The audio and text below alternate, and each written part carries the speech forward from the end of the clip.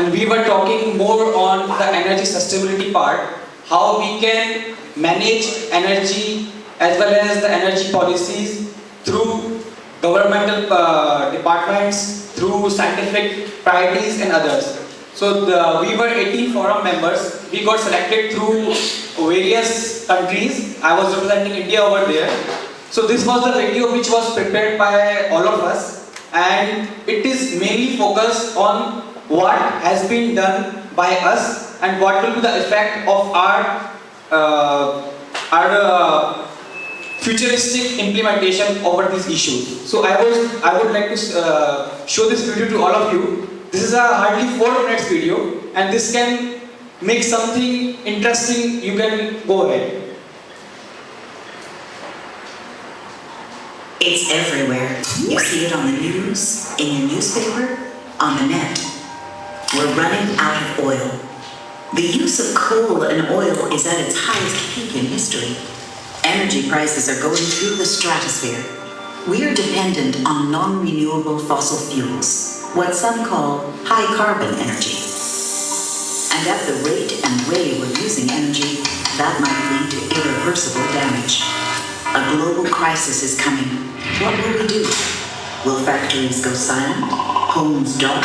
Economies grind to a halt? The world in chaos? Terra incognita? Or is there a map we can follow?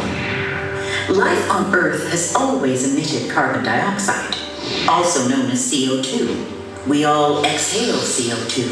It's a natural component of the atmosphere, used by plants in photosynthesis to grow and thrive. Photosynthesis is driven by the sun, and the sun's light inspired us to create and control our own illumination, eventually creating the electric light bulb, which we powered by burning coal. We transformed our world with all those bulbs, and the other electrical devices that followed.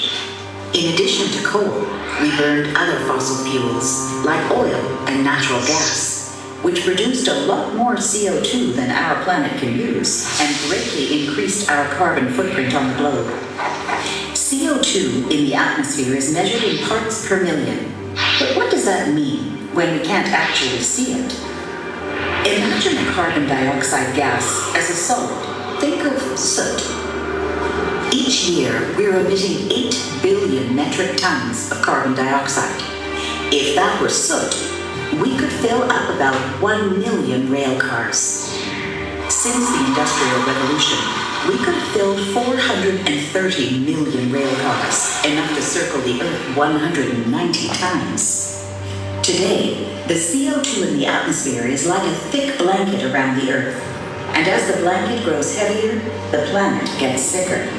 The symptoms are always in the news. Violent storms, floods, droughts and fires, melting ice caps and glaciers. 350 parts per million is the accepted carbon blanket in the atmosphere that would keep the planet livable for the human race. Prior to the Industrial Revolution, we were at 289 parts per million. By 2011, it grew to around 392 parts per million. In 2030, some predict we will exceed 450 parts per million. Experts say we face catastrophic losses for every living thing on Earth because our reliance on high-carbon energy is jeopardizing our future.